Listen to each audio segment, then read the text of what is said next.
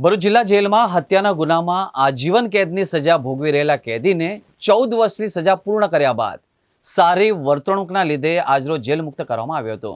કેદીની jail મુક્તિ થતાં જ પરિવારજનોમાં ખુશીનો માહોલ પણ જોવા મળ્યો હતો। જેલમાં હત્યાના ગુનામાં આજીવન કેદની સજા ભોગવતા પાકા કેદી વિજય રમેશ વસાવાને 2008માં તેના જ પરિવારના કાકા પુત્ર સાથે થયેલી મારામારીમાં પોતાના સ્વ બચાવમાં ચપ્પુ વડે હુમલો કરતા સામેવાળા વ્યક્તિને ગંભીર ઇજાઓ પહોંચતા મોત નીપજ્યું હતું। વિજય વસાવાને કોર્ટે કસૂરવાર ઠેરવીને 2009માં આજીવન કેદની સજા ફટકારી હતી, જેમાં તેને ભરૂચ જિલ્લા જેલમાં 14 વર્ષ વધુ સમય સજા ભોગવી હોય તેઓની વર્તણૂક સારી હતી, જેથી સરકારે નક્કી કરેલા ધારાધોરણ મુજબ પાત્રતા ધરાવતા હતા।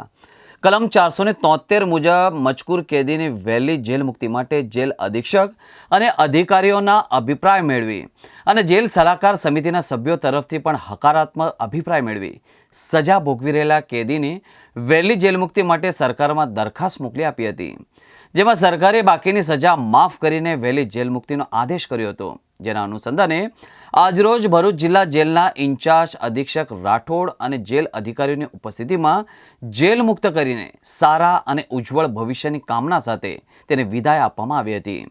રાજપીપળાથી પણ કેદીની મુક્તિ સોમા વસાવા, જેઓ ઇપિકોની 302 કલમ મુજબ ગુનામાં વર્ષ 2009માં વાલિયા પોલીસ મથકે નોંધાયેલા ગુનામાં કસૂરવાર હતા।